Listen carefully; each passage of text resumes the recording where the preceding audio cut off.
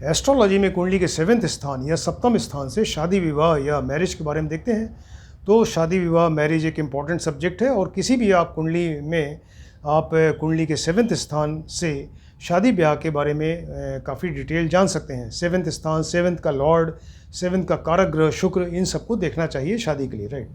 तो वो शादी विवाह के बारे में ही डिस्कशन चल रहा है 7th हाउस से रिलेटेड। तो उसमें आज जो टॉपिक है वो है काल सर्प योग और उसका वैवाहिक जीवन पे क्या असर पड़ता है।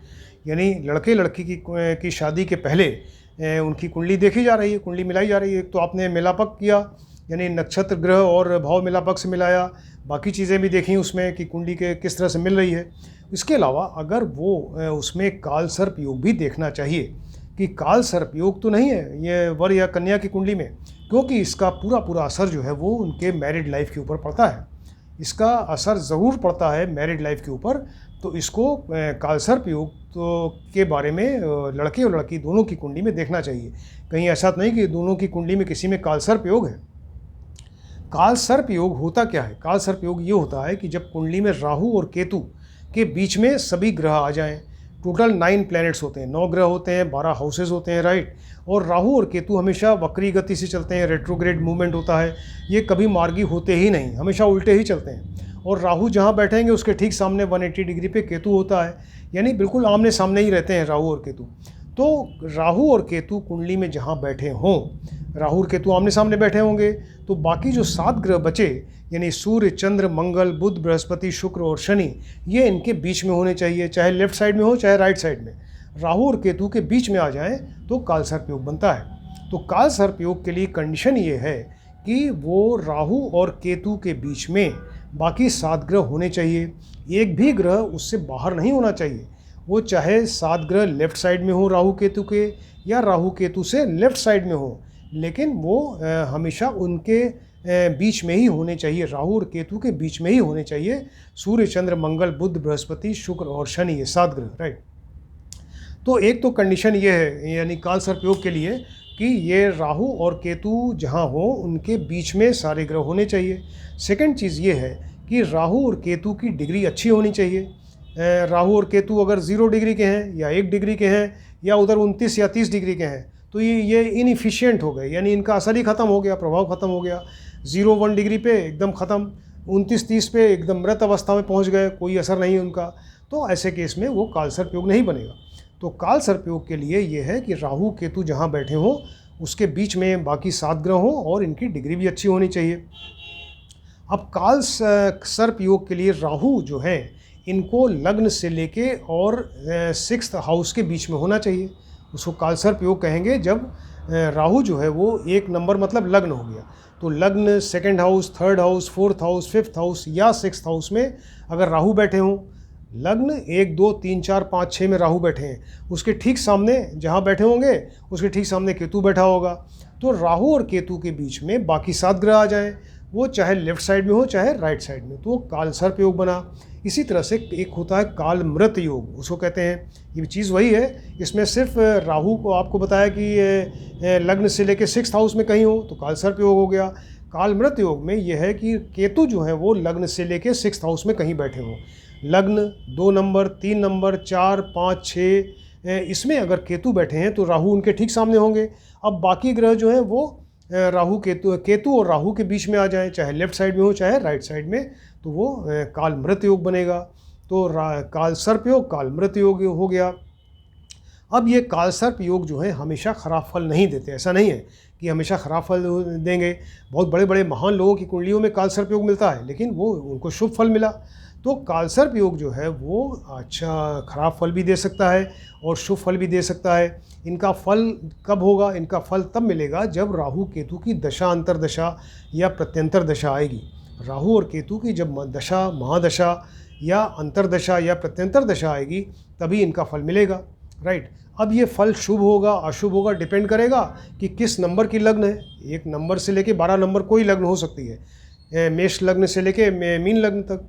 तो किस नंबर की लग्न है वो कौन सी राशि लग्न में है उस पर डिपेंड करेगा। इसके अलावा राहु और केतु किस राशि में बैठे हैं, किस हाउस में बैठे हैं, उसके ऊपर फल डिपेंड करेगा, राइट। तो वो ये 2 चीज़ें तो ये हुई। इसके अलावा वो राहु और केतु अगर अपनी उच्च राशि में है तो ये फल शुभ होगा, फिर अशुभ फल नहीं मिलेगा। राहु की उच्च राशि है वृष राशि या मिथुन राशि, और केतु की उच्च राशि है वृश्चिक या धनु राशि, स्कॉर्पियो या सेजिटेरियस। तो जब ये अपनी उच्च राशि में होंगे तो वो फल अशुभ नहीं होगा, बल्कि शुभ फल, अच्छा फल मिलेगा, राइट। अब कुंडली के अगर प्रथम स्थान में प्रथम 6 हाउसेस में अगर राहु या केतु हों, राइट, मतलब लग्न से लेकर 6th हाउस में अगर वो कालसर्प योग बन रहा है, कालसर्प योग जो है वो या तो लग्न से 6th में बनेगा या 7 से 12 में बनेगा। तो लग्न से अगर 6th में बन रहा है तो वो जातक जो है जिसकी कुंडली में बन रहा है, वो उसके जीवन का, उसकी लाइफ का जो पूर्वार्ध यानी फर्स्ट हाफ ऑफ लाइफ, ये ज़्यादा कष्टमय होगा, उसमें उस पर उसका असर ज़्यादा होगा। अगर वो कालसर्प योग जो है लग्न से 6th हाउस के बीच में बन रहा है, और अगर 7 से 12 के बीच में बन रहा है, तो ऐसे केस में वो उसके लाइफ का जो लेटर हाफ यानी आधी लाइफ के बाद का जो पार्ट है वो ज़्यादा कष्टपूर्ण होगा, उसको ज़्यादा कष्ट झेलना पड़ेगा, राइट। इस तरह से देखते हैं इसको। तो राहु केतु जो है अपनी जब अगर उच्च राशि में होंगे तो फल शुभ मिलेगा, और बाकी अगर वो अपने शत्रु की राशि में है, नीच राशि में है, तो ऐसे केस में फिर वो फल खराब मिलेगा, राइट। अब काल सर्प योग का वैवाहिक बात तो ये हो रही, काल सर्प योग का वैवाहिक जीवन पे क्या असर हुआ, क्योंकि आप वर और कन्या, लड़के लड़की की कुंडली देख रहे हैं, उसमें मान लीजिए किसी का कुंडली में अगर काल सर्प योग है, तो अगर उनकी मैरिज होती है तो क्या असर होगा इसका, ये बात तो ये टॉपिक है। तो काल सर्प योग का वैवाहिक जीवन पे क्या असर होता है इसके बारे में बताते हैं कि अगर किसी कुंडली में काल सर्प योग है और उनकी अगर मैरिज हो गई, तो मैरिज के बाद में उनका पुत्र नहीं होगा, उनका पुत्र प्राप्त उनको नहीं होगा, या अगर पुत्र होगा तो उसकी डेथ हो जाएगी, राइट। एक ये बहुत बड़ा नेगेटिव पॉइंट है। इसके अलावा जो लाइफ पार्टनर जिसकी कुंडली में काल सर्प योग है, तो उसका जो लाइफ पार्टनर होगा बड़ा कलह क्लेश करने वाला, और वो मैरिड लाइफ को एकदम डिस्टर्ब कर देगा, राइट। रात दिन बस वो वाद विवाद, कलह कलेश घर में, और ये लड़ाई झगड़ा ये सब होता रहेगा। तो अगर ये कालसर्प योग की कुंडली वाले से अगर शादी हो गई, तो वो जो लाइफ पार्टनर है वो हमेशा कलह क्लेश और दुख और कष्ट ही देगा वो, राइट। हर काम डिले होगा। अगर मैरिज हो गई इनकी किसी की कालसर्प योग वाली कुंडली से, तो उसमें हर काम, जो काम करेंगे हर काम में परेशानी, हर काम में डिले, कोई काम समय से नहीं हो पा रहा है, ज़रूरत से ज़्यादा मेहनत कर रहे हैं, भागा दौड़ी ये सब हो रही, लेकिन वो काम ही नहीं हो पा रहा है, और हर चीज़ में एक वो जो है एक मेंटल टेंशन बना रहेगा, राइट। पति पत्नी की हेल्थ ख़राब रहेगी, उनको एंग्जाइटी, टेंशन, डिप्रेशन ये सब रहेगा, मेंटल पीस नाम की चीज़ ही ख़त्म, हमेशा एक मेंटल डिस्टर्बेंस बना रहेगा। ये सब प्रॉब्लम रहेगी अगर दोनों में से किसी एक की में काल सर्प योग है किसी कुंडली में, राइट। अगर जन्म लग्न या चंद्र लग्न में राहु बैठ जाए, ऐसा हो सकता है कि जन्म लग्न या चंद्र लग्न में, चंद्र लग्न मतलब जहाँ चंद्रमा बैठे हैं, तो जन्म लग्न या चंद्र लग्न में अगर राहु बैठे हुए हैं, उसके ठीक सामने केतु होंगे, बाकी ग्रह उसके बीच में हैं। तो जन्म लग्न या चंद्र लग्न में अगर राहु बैठे हों, तो ऐसे जातक को भूत प्रेत पिशाच से डर लगता है, उसको रात में सपने में दिखाई देगा, वो चीखेगा, रात में चिल्लाएगा, या फिर वो अंधेरे में जाने से डरेगा, उसको नज़र बहुत जल्दी लगेगी, ये सब है। तो अगर जन्म लग्न या चंद्र लग्न में अगर राहु बैठ जाए तब ये प्रॉब्लम होगी। अगर कुंडली के 7वें स्थान में अगर पापी क्रूर ग्रह बैठ जाए, पापी क्रूर ग्रह मंगल, शनि, राहु, केतु ये सब अगर बैठे हों, तो या ये इनकी दृष्टि हो, तो ऐसे केस में फिर जो व्यक्ति है उसकी पत्नी को प्रॉब्लम होगी। उसकी पत्नी जो है उसको भूत प्रेत पिशाच इन सब चीज़ों से डर लगेगा, रात में सपने में दिखाई देगा, और वो अंधेरे में जाने में डरेगी, राइट। ये प्रॉब्लम रहेगी। तो ये इस तरह की चीज़ें बताई कि अगर मैरिड लाइफ जो है वो डिस्टर्ब रहेगी, कि अगर वो कालसर्प योग किसी की कुंडली में है, तो ये उसकी वजह से ये वैवाहिक जीवन पे ये असर होगा।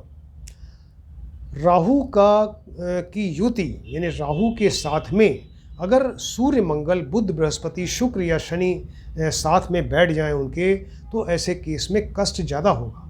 वो कालसर्प योग का जो अशुभ परिणाम है, दोष परिणाम है, वो ज़्यादा होगा, उसको व्यक्ति को ज़्यादा कष्ट होगा। अगर राहु के साथ में कालसर्प योग की कुंडली है, उसमें राहु के साथ में सूर्य, मंगल, बुध, बृहस्पति, शुक्र या शनि अगर साथ में बैठ जाए, तो वो कष्ट ज़्यादा होगा। कालसर्प योग की कुंडली है, उसमें अगर केतु के साथ में सूर्य या चंद्रमा बैठ जाए, तब ऐसे केस में कष्ट और ज़्यादा होगा, राइट। अगर किसी की कुंडली 2 नंबर, 3 नंबर, 4 नंबर, 7 नंबर या 12 नंबर की लग्न वाली कुंडली है, यानी उसकी लग्न में वृष राशि या मिथुन राशि या कर्क राशि या तुला राशि या मीन राशि, इनकी अगर लग्न हो, वृष लग्न, मिथुन लग्न, कर्क लग्न, तुला लग्न या मीन लग्न की अगर कुंडली है और उसमें अगर काल सर्प योग बन रहा है, तो ऐसे व्यक्ति को कष्ट और ज़्यादा, उसके अशुभ परिणाम और ज़्यादा मिलेंगे, राइट। इसके अलावा और भी चीज़ें हैं कि मान लीजिए कि अगर काल सर्प योग की कुंडली है, उसी कुंडली में अगर गुरु चांडाल योग बन रहा है, यानी राहु केतु के साथ में बृहस्पति भी बैठ गए, तो ऐसे केस में गुरु चांडाल योग बनेगा और वो ऐसे व्यक्ति को फिर वो कष्ट और ज़्यादा होगा, उसका काल सर्प योग का जो अशुभ परिणाम है वो और ज़्यादा होगा। अगर काल सर्प योग की कुंडली है और उसमें अगर ग्रहण योग लग रहा है, ग्रहण योग अगर है साथ में, यानी राहु के साथ में सूर्य या चंद्रमा बैठ जाएं या दोनों बैठ जाएं, तो ऐसे केस में वो ग्रहण योग लगेगा और उस व्यक्ति को फिर काल सर्प योग का अशुभ परिणाम और ज़्यादा मिलेगा। अगर कुंडली में काल सर्प योग के साथ साथ केमद्रुम योग भी हो, केमद्रुम क्या होता है? केमद्रुम का मतलब कि चंद्रमा जहाँ बैठे हैं उसके जस्ट आगे या जस्ट पीछे, यानी 2 नंबर और 12 नंबर हाउस में कोई भी ग्रह ना हो, वो वैकेंट है, उसमें कोई ग्रह नहीं है 2 नंबर 12 नंबर में, और वो केमद्रुम भंग भी नहीं हो रहा है किसी कंडीशन में, तो अगर केमद्रुम योग बन रहा है और काल सर्प योग भी है, तो ऐसे व्यक्ति को फिर कष्ट और ज़्यादा होगा, उसको और ख़राब फल मिलेंगे इसके काल सर्प योग के, राइट। अगर कुंडली में काल सर्प योग है और साथ में अंगारक योग भी अगर बन रहा है, यानी राहु के साथ में अगर मंगल आ जाए, राहु के साथ मंगल बैठ गए तो अंगारक योग बन गया, तो ऐसे केस में भी फिर वो अशुभ परिणाम और ज़्यादा होंगे। अगर कुंडली में राहु के काल सर्प योग की कुंडली में अगर राहु के साथ में अगर बुध बैठ जाए, तो ऐसे केस में जड़त्व योग बनता है, जड़त्व योग उसको कहते हैं, तो वो अशुभ परिणाम और ज़्यादा मिलेंगे, वो जड़त्व योग बनता है, राइट। अगर कुंडली में काल सर्प योग की कुंडली में अगर राहु के साथ में अगर शुक्र बैठ जाए, तो राहु के साथ में शुक्र बैठ गए, तो ऐसे केस में भोग खंड योग बनता है, भोग खंड योग कहते हैं, उसमें फिर वो अशुभ परिणाम और ज़्यादा मिलेंगे। अगर इसकी काल सर्प योग की कुंडली है, उसमें अगर राहु के साथ में शनि बैठ जाए, तो ऐसे केस में नंदी योग बनता है, नंदी योग में फिर वो कष्ट और ज़्यादा होंगे, काल सर्प योग के जो खराब फल हैं और ज़्यादा मिलेंगे, राइट। ये खराब फल आपको बताए। अगर काल सर्प योग है मान लीजिए कुंडली में, तो भंग भी हो सकता है, उसके कैंसिल हो सकता है, या उसके परिणाम जो है अशुभ परिणाम बहुत कम हो जाएंगे, उसका प्रभाव कम हो जाएगा। तो ये कैसे हो सकता है कि अगर काल सर्प योग की कुंडली है किसी व्यक्ति की और साथ साथ उसमें पंच महापुरुष योग भी बन रहा है, राइट। पंच महापुरुष योग कहते हैं कि मंगल, बुध, बृहस्पति, शुक्र और शनि 5 ग्रहों से बनता है। तो अगर ये मंगल, बुध, बृहस्पति, शुक्र या शनि, इनमें से एक या एक से ज़्यादा ग्रह अगर जन्म लग्न या चंद्र लग्न से केंद्र में हो, अपनी उच्च राशि या स्वराशि में होंगे, तो पंच महापुरुष योग बनता है। तो काल सर्प योग की कुंडली में अगर कोई पंच महापुरुष योग भी बन रहा है, ऐसे केस में काल पुरुष का जो अशुभ परिणाम है बहुत कम हो जाएगा, उसका प्रभाव खत्म हो जाएगा, राइट।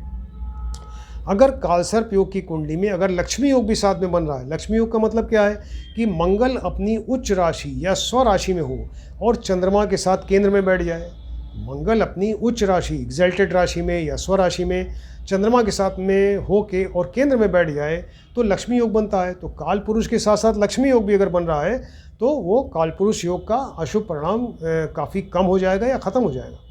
अगर काल पुरुष की कुंडली में गज केसरी योग बन रहा है, गज केसरी का मतलब कि चंद्रमा का गुरु के साथ कोई संबंध हो जाए, तो ऐसे केस में गज केसरी योग बना, तो उस केस में भी काल पुरुष का जो अशुभ परिणाम है बहुत कम हो जाएगा या वो कैंसिल हो जाएगा। बुध आदित्य योग मान लीजिए बन रहा है, और बुध आदित्य योग शुभ योग बनना चाहिए। अगर काल पुरुष की कुंडली में अगर बुध आदित्य यानी सूर्य के साथ में बुध बैठ जाए, तो ऐसे केस में बुध आदित्य योग बना, और वो बुध आदित्य अगर बन रहा है तो काल पुरुष का जो योग का जो अशुभ परिणाम है कम हो जाएगा। अगर पति पत्नी में किसी की कुंडली में काल सर्प योग है, राइट, काल सर्प योग है, और दूसरा जो उसका पार्टनर है उसका अगर जन्म आश्लेषा, ज्येष्ठा या मूल नक्षत्र में हुआ है, तब भी ऐसे केस में काल पुरुष योग जो है वो भंग हो जाता है या उसका असर बहुत कम हो जाएगा। तो ये कितने इंपॉर्टेंट पॉइंट्स हैं जो कि हमारे ऋषियों ने बताए हैं, इसको आपको बताया हमने, और बहुत ही ज़्यादा इंपॉर्टेंट और इंटरेस्टिंग सब्जेक्ट है। और हमेशा वर और कन्या की शादी के पहले ये चीज़ देखना चाहिए, जो कि लोग जनरली लोग नेगलेक्ट करते हैं, देखते नहीं हैं।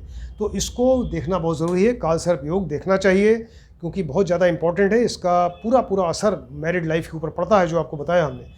तो इसको बहुत ज़्यादा ध्यान से इसको स्टडी करनी चाहिए, देखनी चाहिए। इसको आप ध्यान से देखिए और स्टडी करिए। Thank you.